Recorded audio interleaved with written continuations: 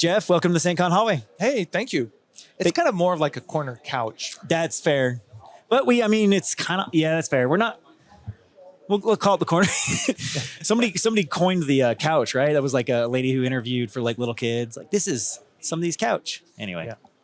Yeah. Appreciate you coming out here to SAINTCON. Yeah, it was fantastic. I've been wanting to come for years. We've been wanting you to come for years. And finally this year, I don't have a conflict. I'm like, I can fly out, I can make it, I can get back. Perfect. And it's also normally I'm coming out to Utah. It's the wintertime for here. Yeah. Snow. The main reason, whatever. Snowing. But now, yeah, look, it looks beautiful. It is pretty out. October's a very hit or miss month for us. It's either like perfect temp or snow. And you got the right one. This is perfect. No, I mean temp. like the mountain is like right there. Yeah. Or the hills or whatever you call them. Yeah. Mountain. These are proper mountains. Yeah. East Coaster hills. Yeah. Yeah. They call them mountains over there, but we don't call those mountains. You did a keynote this morning. Yeah. I thought it went excellent, super well. I'm really curious on your thoughts because I don't know this audience really. And I'm not, you don't know what people want to, what will respond to, what they're hoping to get out of a keynote. But one of the things I've noticed over the years is that generally the Q&A part is wherein the audience is the most animated. So it tells me they're really interested in kind of the just extemporaneous conversation. And so I try to do more unstructured talks and less like, here's my slide deck and here's the 8 points you must take home. And I just think maybe there's people are hungry for maybe more authentic interactions. And so that's what I was hoping to do with Grifter. And being Grifter, I knew he was going to answer or ask some harder questions, which is great because like softball questions are just, I don't know if the audience really learns a lot. Right. I appreciated the fact that you didn't just PR your way out of a bunch of those, right? There's ways to answer those and deflect into the things you want and, all that. But like, there are tough questions and there are challenges and there's, market, bearing and. I wish there wasn't. Yeah, sure. But there is. Sounds great. Yeah. And let's make it free to everybody all the time. Yeah. But there's a reality of venue costs and people and security and. Yeah. And then a multi-million-dollar lawsuit with Chris Hadnaghy. Right? Or whatever. I mean, there are other business risks and there's insurance and there's, headcount and so I've always tried to never talk about money because it's a rabbit hole. You can never escape it. It's a black hole. Because then somebody will say, well, have you looked at like using this other 3G router instead of the Wi-Fi? And you could probably save some money there. And next thing you know, like it never ends. Everybody has a new way of reevaluating your finances. None of us like to over-engineer anything. That's crazy. And so, so I want people to focus on the experience. Did they have a good time? What can I improve? Do they think it's a good value? But I don't want people to start feeling like it's their job to debate whether it's have this Wi-Fi provider or we can save $10,000 if we go to this other thing, or why do we buy these kinds of drapes? Could we have had less hours with the union? It's like the no-win situation. Right. So I just want people to focus on the big picture. Do you enjoy it and not worry about like the. So that's one thing though with so SAINTCON nonprofit is a lot of the finances you have to report. Yep. And then you get a lot of second guessing. Yep. Quarterbacking. Yep. Yeah, it's got to be frustrating because all you want to do is throw a great con. Yep. The nice thing is, but it's challenging. Actually, I got a good question for you, but it's because we're nonprofit and the way we're holding it right now is like we have no paid people, right? Committee members, like I don't make anything. Troy doesn't make anything. We don't make any money. So that allows it to be a little bit better because even if somebody's second armchairing trying to tell us, it's like, well, we don't make any money. Did we make all the right calls? I'm not saying we make all the right calls, but like, you don't see it funneled into somebody's pocket and getting upset about it. Right. But we constantly have this challenge of, do we grow and how much do we grow? Yeah. This is starting 2 years ago is our first real hard cap. Before we said there was a cap and then we always magically could open more seats, right? Yeah, yeah. But we hit a hard cap and I think we're at this year at 2025. We matched the year. Right. So next year will be 2026. But there's split opinions. Now people can't get in, to your point earlier. Yeah. We want it to be accessible to everybody, but there's a level there where it goes from This is the fun to work. Yeah, this is the same thing as SchmooCon. Right. Same thing. Fantastic community con. Great people, great community, capped, right? Race to the courthouse, who can register first kind of situation. But I don't see a way out. You're either, if you do cap attendance, there'll always be people who are bummed. You leave it open and it can get overwhelming. Right. And you, because like DEF CON, like that would terrify me to run that. I mean, I know it's funny to say that to you, but like, yeah, 2000, I'm saying like there's a difference between like fun and work, but this is still a lot of work. Oh, and take that and times it by to the factor you're at. Like, I can't imagine. No, the stress can be pretty high because like there's a certain amount of liability. And at the end of the day, the buck stops with you, right? And Troy. Yeah. Make it Troy's problem. Make it. So yeah, that's you know, when I'm reading these like to a much larger degree than me, there's sort of this benign dictator for life. And I'm sort of the benign dictator for DEF CON, even though there's no way it would ever operate without hundreds of people supporting it, you know, over 1,000 people helping create the content. But at the end of the day, my name's on the incorporation document. It stops with me, right? Right. If somebody's going to get in trouble. And there's a certain amount of stress that comes with that, right? And it grows and it grows. And you're like, so the one thing I appreciate is that enough people have done enough cons long enough that now people understand a little bit more of what goes into it. Where before, when we were very few cons and very people, everybody had, oh, this is easy. It's like, no, not easy.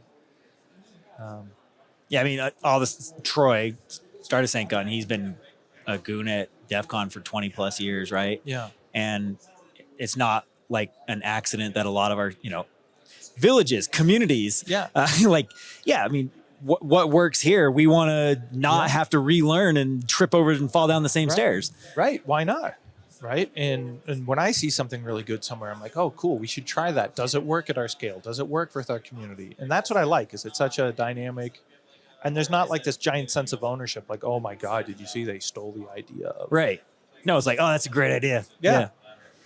So if you were consulting with us, unpaid, because nonprofit, what is it? Keep it small, understanding there'll be restrictions, and try to find ways to let the community in. I mean, how many more people can you? It doesn't feel too crowded. You're at 2025, and it feels like you could have another bunch of hundreds of people here.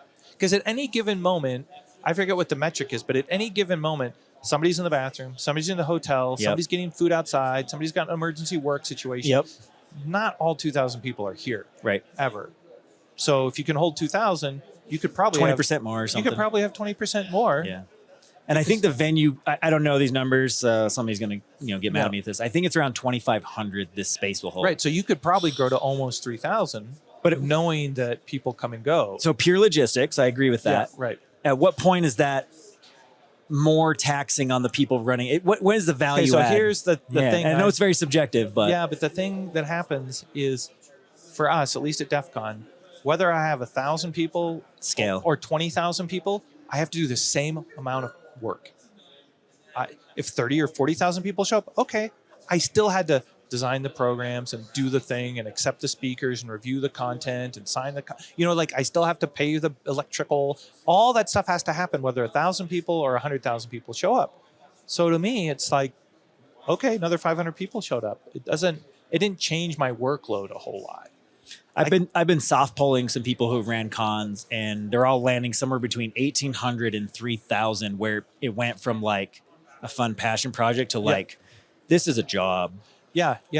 So, but here you would be doing exactly the same stuff you're already doing. You just print more programs and more lanyards and more badges. I mean, We're not saying take the 60 speakers and turn them into 300 and more wrangling. You're saying no. Keep the content the same, add more people. Just add, and you can control it if you want, right? But I just think you'll hit that magical part at 2,500 or 3,000. You're like, okay, we've outgrown the space. But if people are hungry for it, that means you're doing something right. And if you're doing something right, keep doing the right thing until you have a strong signal that says time to change. Right. Because you're already doing it. The bandwidth is a bandwidth. You know what I mean? Right. And so you need a pretty strong argument, I would think, to like not want to grow more. You know, I think everybody's just worried of unknown, right? Change, unknown. Like, will this start to not be? Will this not be fun? Right. Well, you can't. That it could be not fun with 1,000 people. That's fair. You know. What do we say if the decision at the end is both the same and then it really doesn't matter? Right. Yeah. And the other thing is you don't know what the future economy is going to do. Right. So you might be like, haha, 3,000 people, and the economy might be so bad only 1,800 show up. I've been chatting about this I was chatting about Troy yesterday, and SAINTCON has never dipped. And I think the one thing that's insulating us a little bit is like 95% of our people are Utah. Yeah. And so when recessions, things happen and it recoils, they recoil from things like, well, I'm not going to send you all to DEF CON for travel. Right. Go to the SAINTCON in Utah. One. Right. So I'm not saying that won't change in the future, but to date, right, we have been insulated from that a little bit because we are the cheaper option because you're closer to home. You're regional. Correct. Right. Yeah, you're global. And and that's the thing is so global things screw with us. Yep. Policies from government. Now people from Canada want to go to Vegas, right? Like, right. You lose, not just you, but all of Vegas is like, ugh. Yeah. Yeah. And so maybe, focusing on your region will be your stability. But anyway, I appreciate the free consulting. Yeah. It's hard to say no. Right. When people want what you're offering, they want to connect. Oh no, sorry, you weren't fast enough on the refresh. Yeah, I hate that. We sold out this year in 28 hours. Yeah. And the year before was 2+ weeks. The year before that was 3 months. We're halving or faster now. It's speeding up because people are like, oh, I really can't get in. It used to be before like, whatever, I'll wait like 2 weeks before you could still get a ticket. And now it's like, no, you really couldn't get a ticket. Yeah. And so then the wait list hits 500 people. And then the next year, those 500 people buy the first. And so then it just, I'm worried about that a little bit. Cause like I never got a proper SchmooCon ticket until I spoke there. I went, but I never could actually get a ticket. Yeah. Yeah. You're into LobbyCon or sneak in. Yeah. Right. Yeah. They're closed now. Yeah. Somebody would come out with 2 badges and I would go in, but I would have paid, but I couldn't pay. Yeah. I know what you mean. So yeah, that's a little struggle. And what's the right choice? And I don't know, but I appreciate the insight. Somebody wants to come chat with you, but they're afraid of Jeff Moss. He's on a pedestal. He's this person who's been doing this a long time. What's something outside of InfoSec that they can have what's a hobby or something that you enjoy doing that they can come chat with you about and feel less scared to come chat with you? I wish I had more hobbies, man. Didn't we talk about burnout? It's I think part of it is like, there's like a couple moments in your life where there's like a before and an after. And so, one of it is like you leave the house and you're on your own, right? There's like before and now you're on your own. Or first real job, right? Now you're self-sufficient. Then it's like you get married, like it's a kind of a before and after. And you have children, right? If you have children before and after. And so now I'm in that phase where it's like, you're like dad, right? Like there's times where I absolutely have to be in dad mode. Yep. And so dad mode consumes a lot of time that were other hobbies. I know you're in dad mode because I send you a message on Signal and you give me a thumbs up. Yeah. I was like, Jesus, I don't have enough time. That's classic dad move. And so, I experimented briefly with the checkbox because apparently for some Gen Zers or Gen Alpha, like this is a passive aggressive. I do the horns. That's my default is horns, rock horns. Yeah. So if it's anybody like kind of older, then it doesn't matter. Thumbs up's fine. Yeah. But yeah. So I've been trying to like find more time to read books, right? And I'm trying to. There's certain TV shows or movies like I've missed out. And it's like, no, I need to make time because otherwise some of these cultural references are going to just zoom by. And what I find with movies or books or TV, it's like I'm so busy thinking about problems, business problems or consulting problems or whatever. I just need time to not think, right? Or let those discs children spin problems. down. Yeah. There's this thing where memory integration, where if you don't get a certain number of hours of sleep, you can't integrate short-term to long-term memory. And so we're always trying to get our daughter go to sleep sooner, like actually get some sleep. You need to integrate. You need to form these longer term. And that's kind of what's happening to me now. You're like, hypocrisy. I'm like, my God, right. And so when I fly, like I'll intentionally, it's like, you're flying, great, free internet, great. I'm not taking out my laptop. Right. I'm not messaging anybody. I'm on the airplane. Right. And I'm going to pretend that I'm unreachable, because you used to be unreachable. So I'm reading a book or I'm watching a movie. And so for me, people are like, isn't flying everywhere stressful? And I'm like, no, that's where I get my time. That's where I can like noodle on my book. I can think about long-term ideas, because I can't really do that. Everything is like something's being interrupted. Yeah. I enjoy doing dishes. And that's weird because I can't have a phone. It's wet. And there's two hands are active, but it's like this simple task that you can do without, it's like driving too, right? But for me, like washing dishes or whatever, it's like a waste of time in the sense. So when I'm on a conference call, I do my dishes because it takes no cognitive power to wash a dish. So I get done with my conference call and I look around, I'm like, holy shit, my socks are folded up and the dishes are done. My wife is happy. I think that's the opposite of spinning your brain down. you're double dipping here. But I do it with my kids. I bring one of my kids, one will load with me, one will unload. Yeah. It's like, it feels like it's a little bit of a bonding, but it's a chore, but yes. Yeah.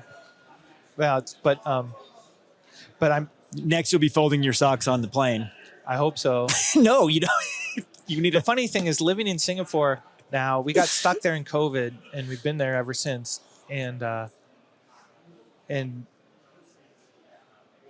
well, we were going to move back to the States if Biden / Kamala won, but they didn't. And I have two girls. There's no fucking way I'm going to explain to them your body, my choice. Like, I'm not bringing my girls into that environment right now. Why? They can be girls. They can explore. They can have whatever. They had their first bully at school. Right. They're going to still have these life experiences, but they don't have to also deal with what's going on in America right now. Global pressures at the same time. Yeah. So let them be kids. Let them be kids. And like at 7 years old, my daughter's like riding the bus around Singapore by herself. Right. Like, because you can do that. Singapore's super nice. Super safe, right? And so the worry though is they get older and they'll be like a giant marshmallow prancing through the forest, right? Because they'll just assume everywhere else is equally safe. So when we went to Black Hat in London, and it's like, don't have a phone out, don't, stand to the side, don't get stuck, you don't stand close to the corner. Like, you're trying to teach them some sort of coping skills that to them. Like, why? She goes right up to the freaking edge of the tunnel for the New York subway. And there's no safety barriers, and the train's just like right in front of her face. And I'm like, if you trip, you'll fall down and die. Yeah. And she's like, it's kind of exciting. Oh, gosh. I'm like, oh, gosh. Okay. You got to be worried about that a little bit. I'm just going to stand behind you, getting ready to fucking clutch you out of the way of. Yeah. But anyway, I don't know how we got there. But the point, I guess, is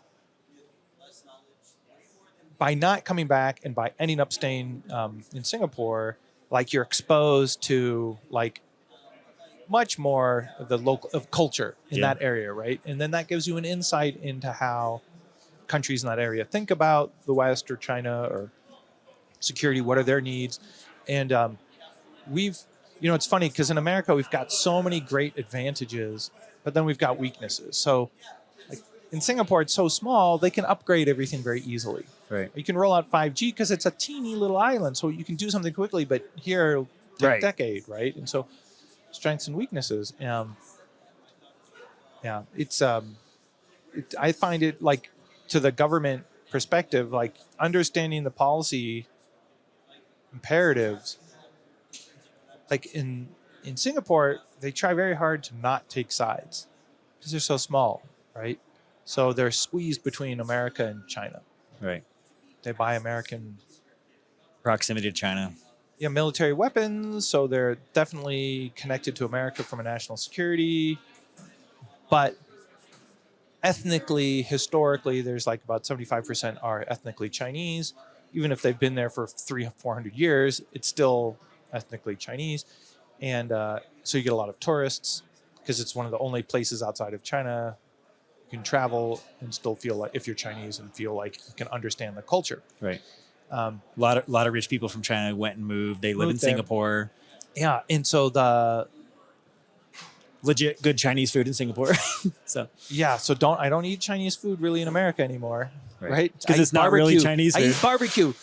I found you eat what you can't get. Yeah. Right. Southern barbecue in America is legit. Oh my God. Yeah. And Mexican yes. food. Oh my, Tex-Mex. Even I mean, there's a certain category of food you can't find in Singapore that when I come here, it's like I think I put Cholula on everything I found. Oh, did you? So far, right? Utah has really good Mexican food. Yeah. Proximity. Yeah, same thing. So anyway, let's get back to some sort of cybery. Well, all the travels that you're doing. Yeah. Right. What do you do from a privacy or worry about from a privacy of like when you're entering a country with your cell phone? Are you locking it? Are you taking a separate phone? I used to worry about that a lot. Now before I travel, I back everything up, right? I have my thing backed up. I have my address book backed up. I have my photos backed up. So basically I'm worried about theft or breakage. And so if my phone disappears, I just want to be able to replace it as quick as possible. Yeah, and kind of get on with life and not miss or lose anything. And so it's less about the foreign nation state being sneaky and more about theft or loss. Back to the London snatch and grab phone. Oh my God, yeah. But, I'll turn off Bluetooth, or I'll turn off Wi-Fi, or I'll turn off, I turn everything off down to the minimum. I use iPhone, which is a pretty secure platform. And I don't have iMessage turned on because that seems to be the vector. I have lockdown mode turned on. I have Safari set as my default browser, but I have JavaScript disabled. Yeah. So if you somehow pop and fire off my native browser, there's no JavaScript or WebGL or any of that stuff. Right. So reduce a lot of risk. I knock down as much as I can, and then the new iPhone, which I'm gonna have to buy sooner or later. It looks attractive for that memory stuff. I'm waiting for security folks to tell me the reality of that. No, that is the shit.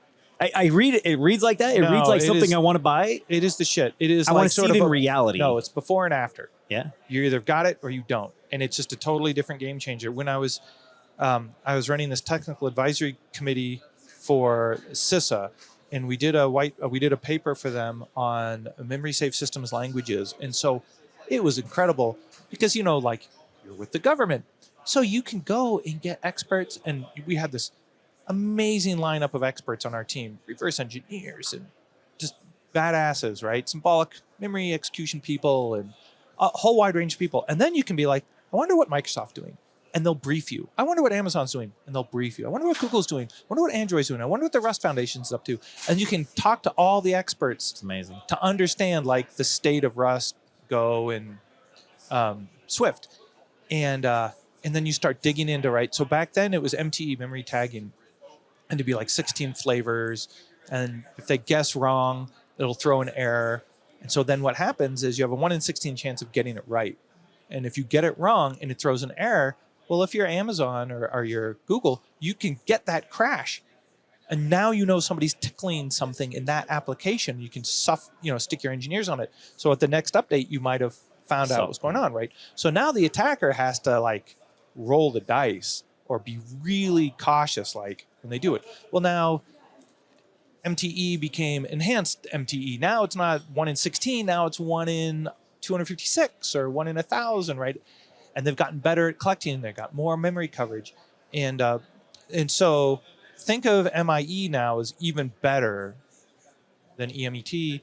And what it really is, it's the transitionary technology. It's probably going to carry us for 5 to 10 years.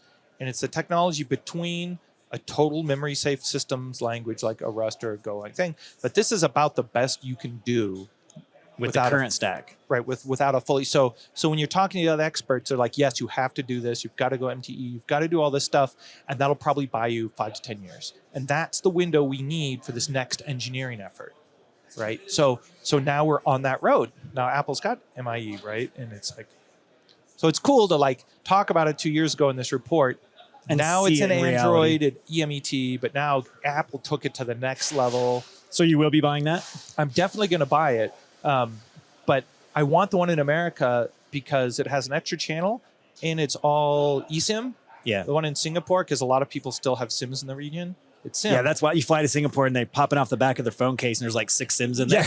Yeah. But the thing is, the Apple sells the phone here with the eSIMs has a slightly bigger battery because they have more room. And it's like, oh shit, I want the bigger battery. I don't need the eSIM. I don't like my phone dying in the day. Yeah. Yeah. And you know, it's funny because when I'm talking to people on different boards and they're like, they want the advice. Right. Well, is Apple really, what should I do with the signal? And it's like, no, you should absolutely, like when we were doing DEF CON China, I would always buy a new iPhone when we got back. I don't know if it's compromised or not. Just don't. But it was just like, that was the time I just replace it, right? So. And your old one went? To play YouTube videos. Yeah, I was like, your daughter? Yeah, or whatever. Resetting the accounts. Yeah. But now, it's like, now I can't, I have to justify to myself. And it's like, no, MIE is the justification for the new phone because it's really a before and after situation. Yeah. So do you connect to DEF CON's Wi-Fi? Yeah. Which one? Do you drop the cert on your phone? Yeah. Okay. Yeah, I do that. And it's just not a problem with that. It's pretty secure. Well, really secure. And then I have a VPN, right? With tunnel and all that. But I think sooner or later someone will defeat MIE. Sure, because right now applications also, to get the full advantage, you need to recompile. Right. So at some point, Signal you better be will good come at out calling out your memory too, because at some point Signal will recompile and it'll support MIE. Great. And so it'll continue to evolve and get more secured, more Mac apps and things, and store apps will just start having more and more MIE. So it's not just like we've achieved a certain level of security. It'll continue to improve as more and more of the apps that you care about do it. But it's going to be at that level then for a while. And so now if somebody's going to burn an exploit, fewer people can do it. Less % of exploits will work. Right. And so now it's going to evolve exploit mitigation and exploit development. So I'm sure at some point they'll get around it. Right. But it's going to take a huge engineering effort, quite a while. And then it'll be really exciting because then it's going to lead you to like, what are the bugs that are being used to get around it? Right. I heard this interesting thing that because Apple, it's weird, to get better performance, Apple uses ECC memory on their phones. Because then they don't have to overclock the memory to error checking too. Well, because you get the error checking instead of the double refresh, and so your battery lasts longer. But that also helps with rowhammer style attacks. Right. And so, yeah, it's all super interesting. Their engineering challenges. It's nice when the performance junkie fix also helps security instead of being the opposite. And you mentioned earlier on stage. And the Apple people on the security team, they take it really personally. Like, NSO group gets some exploit. They're pissed off. Like, they're going to find this bug and they're going to squat, right? And a lot of other companies are like, whatever. Yeah, it's just a to-do.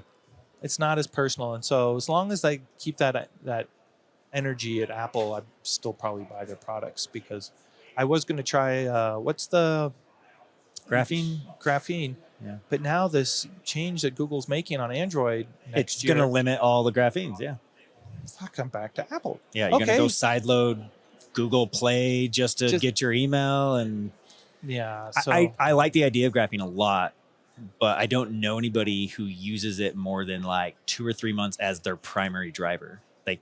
They have a secondary, or they tried it, but they lose some convenience that becomes a problem that could be wrong for somebody watching. But I'm waiting for like somebody's like, I use it and it works well, and it's my only driver. I was going to do a parallel thing. I was going to have the iPhone, I was going to have this, and I was going to try to start doing more and more and see how far can I get. Right. Yeah. Where's the limitations? I started with OpenLibre or LibreOffice, and now I'm almost totally moved off of Office. And then I've still creating my mail filters for Thunderbird.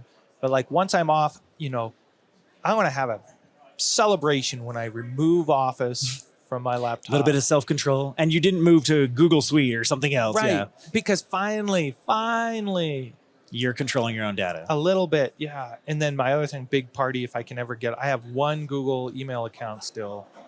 Because it's like, well, if my mail server goes down, I still need to be reachable. So, but maybe I'll move that to not Google.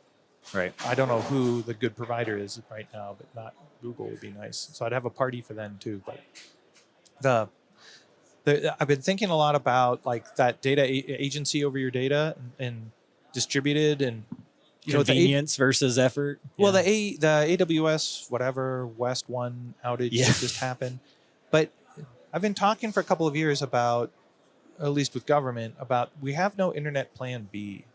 We only have plan A. It's this. And it really seems like, okay, well, should we have a plan B? Right.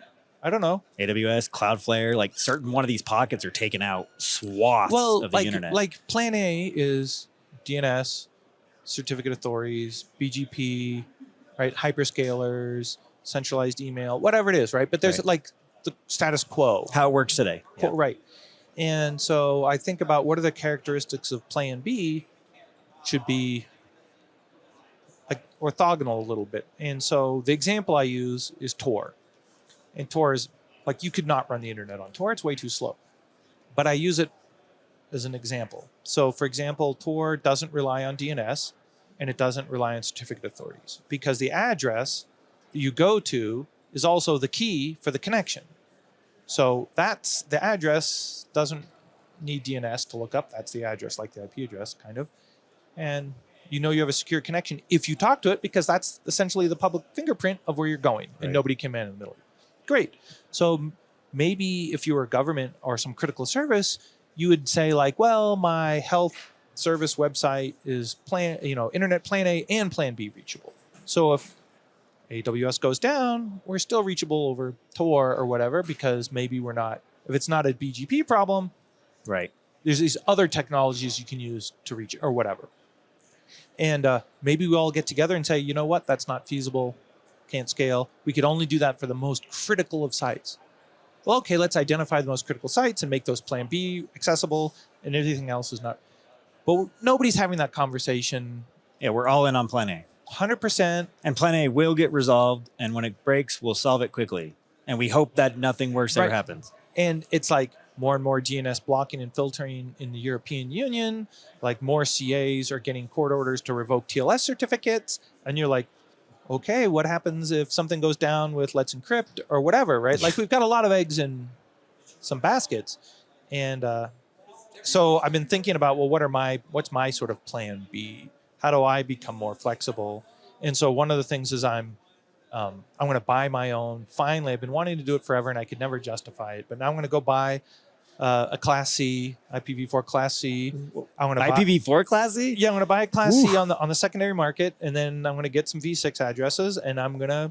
V6 definitely got to be cheaper than IPv4. V6 is free essentially. Okay, but V4 4 right now. Ooh. A Class C though is between $5,000 and $15,000. Really? I would have expected way higher. Yeah, so it depends. Actually, this is the crazy thing on how abused the address space is. Oh, their reputation is already shot. Then it's cheaper. Super cheap. I didn't know. And so you're gonna go buy a jacked up reputation with? Or what is 5 to 12K? Is that good reputation? Like I found one that was a pretty good reputation. It was like 8K. That's lower than I thought. Isn't that weird? I mean, sometimes I'm trying to get AWS to give me more IPv4s, and they're like, no. And I'm like, why? Yeah, I understand you're running out, but I will give you more money. So I've created my ARIN and my APNIC. I'm going to buy a Class C in Asia Pacific and in North America, and I'm going to try to figure out. So now what it's forcing me to do is learn about more virtualization and more about like high availability. And so and this is one of my sticking points is I can't quite figure out how to have 2 web servers in 2 different regions fully synchronized without having to like have the web developer, connect in. Like how do I need like a CDN or CMS where we can stage and test it and look like it, and when it's done, hit a button and it just pushes out to the 2 websites or 3. Because once you can do it to 2, cache busting, you can do it to 10 or 20, right? But it turns out like that CMS thing, people are like, well, then you just build a Git thing with script and then rsync, and then I'm like, no. It's wild that rsync is still like a de facto, but it's just, it works well. So anyway, so my flexibilities, I need flexibility of location. I need flexibility of technology. You're trying to build an internet. I just don't want to be beholden. Is this JeffNet or is this DEFCON Net? What is it? Yeah. Well, DEFCON funding it for sure, because we'll run all of our, so we're running our Mastodon site for DEFCON, and I want that to be more resilient, right? And so so it's also plan B. You can get to any DEFCON site over Tor. We have onion sites for everything. And I just think that should be like a default. should have an alternative. Some smart DR planning. Yeah, I just don't know. Stop. I just don't know what the. I don't think Tor is going to take off until there's some killer app. And the killer app is going to be something that's not a dark market. Because right now, a lot of the dark markets are on onion sites, but like it has to be something else. It has to be somebody who's like, you know what? My government's going to censor my TikToks or whatever. So we're the onion TikTok. Or, there has to be something. And once that.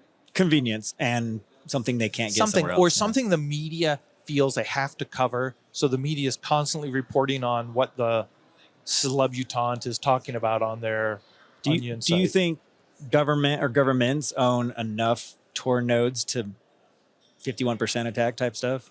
No, because so so we run DEF CON, we run relays and we run onion sites, and you pay attention to on Reddit, like on the Tor and the onions and the various Reddits, and there's a lot of people that always come up for those questions. It's like a permanently reoccurring question, like, oh, the government, oh, the exit nodes. Like, yeah, a lot of people control exit nodes, but if you're an onion site, you stay inside the network. You never leave the exit. You never exit, right? So a whole lot of problems go away because you're never exiting. Right. There's no in or out. You're in it. You're in it, right? So there's other things, but it's like they have all these theories about how the FBI or Interpol or Europol could, like, and it's like, no, you're running your onion site on a cloud provider. So the cloud provider has access to the memory of the onion site, and any administrator, if they have the right permissions, can check memory looking for the onion address. The right type of warrant's going to give them that data without having to own 51%. They can just go to Hertzner and they'll say, like, is this onion address in your cloud? Yes. Bing. Yes. Server? And there it is. Warrant. Okay. Thank data. you. Thanks. Yeah.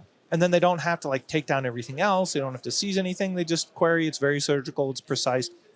So that tells you if you're serious about privacy, you're either going to have so many of these things throw away, or you can't run it on a cloud provider where one person hits a button and they can have. Yeah.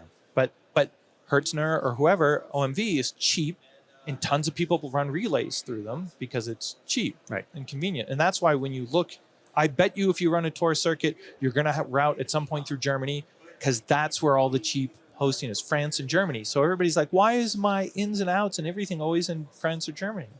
It's like statistically, that's where they are. Yeah. So anyway. You got two new DEF CONs coming. Yep. Well, one's like a mini. Like Bahrain is really like 4 villages, contest, like, some demo labs. It's really just like dipping our toe to see, like, do people even respond? Right. Does it even register in that culture? I'm told it does, but I'm curious. Bahrain is like, they're like the way it's been explained to me sort of is like they're the engineers of the region. They don't have any natural resources. So the way they kind of survive is on their ideas and their engineering. And so they built like a lot of the pipelines for Saudi and the surrounding countries. They were seafaring, trade being port. So they, very commerce driven. U.S. Fifth Fleet's parked there. So they've got a lot of sort of like U.S. presence, but they also have free ports for like Amazon and FedEx shipping hubs. And so they're trying to angle their little teeny kingdom into a trade hub. Right. And so it'll be interesting to see how they. So one weird statistic, like we did Black Hats years ago in the United Arab Emirates in Abu Dhabi. 1% of the population, essentially, of the UAE are citizens. 99% are foreigners. That's wild. Isn't that crazy? You're like a foreigner in your own land, right? That's wild. Yeah. Everybody is, not just you. Look around. We're all foreigners here. Yeah, but in Bahrain, it's 60% are locals, 40% are essentially foreigners. Still a high number. Is it? I think so, but maybe I'm in the United States, so it just seems like it is. Yeah. So, but it's not 1%. Right? It's 60 times more. Right. So they actually have more concern about the development of the people doing the cybersecurity, where in the UAE, it's like everything's outsourced. Right. Because you can't do it yourself. You don't have enough people. It's another contractor anyway. So why do I care to train the contractor? Right. It's up to the contractor to be up to speed. Right. So that's why I'm curious. Like one of the first questions I asked when they were approaching me and we were talking is like, how many of your citizens are going to do this? They're like, no, it's 60%. And in the security area, it's higher. And we want to develop our students. I'm like, okay, those are the right answers. Yeah. But otherwise. Like, why would you? Yeah, so that's interesting. And then Singapore, a lot of the same answers. They're talking about, well, if we have another mega billion-dollar company come to Singapore, how does that help our citizens? Right? We need to teach our citizens how to think, how to approach, how to have. So it turns out that the reason they're approaching DEF CON is what I talked about a little bit at the keynote, is they want to learn how to teach their people how to think. They have unlimited InfoSec, type conferences to help them with the technical, but they don't quite have the other kind of creativity thing. Hacker mindset. Yeah, and so they're thinking, how over 3 or 4 or 5 years can we try to incubate it? And what are the lessons we can learn over? Because I kept telling them, you're not going to know if this works for years and years. Right. You can't do this once or twice or 3 times. And they seem to be committed to trying for a while. It'll be really interesting to see how it plays out. Yeah. What's next for you? After this, go to Bahrain. What's next, big project wise? Oh, big project wise. Well, we're doing a little more training. So we're trying I saw that. That's seemed like it's doing well. It's doing well. We tried this thing. How did it go with your people? Because this is a conversation at SAINTCON. How did it go with the people who are like, listen, I know you're here for Vegas for this long to run DEF CON. I need some of y'all to stay more days. How did that go? Well, we just didn't know. And it turned out we got tons of people who wanted to stay more. And so that's the thing I've realized too. And you probably experience this too with SAINTCON, which is sometimes you're so close to the problem, you can't see the forest for the trees. And so my own biases too, my own bias, and you'll see something like, oh my God, this is the biggest problem in the world. What are we going to do? This is a shit show. Everything's on fire. And the end the consumer guy behind you is like, what are you talking about? Yeah. And you're like, oh, okay, I'm obsessed. Sometimes it's accurate, sometimes it's not. Well, so for training, we were like, well, should we offer 4-day training during the con? Should we do this? Should we do that? And the answer is like, I don't know. Let's just try it. And if nobody wants to sign up, then nobody signs up, and we know. But we can't, read the future. So that's the thing. It's like, we'll just try it and see what happens. And so what we did with DEF CON, which I don't think anybody else is really doing, I wanted to create a bigger pie of training, but I didn't want, so we do a 50-50 revenue share with trainers. Nobody else does that. Right. And your 50's covering the my event, 50 is event and food and my 50 all the is other covering stuff. my side. Their 50 is covering their airfare and whatever.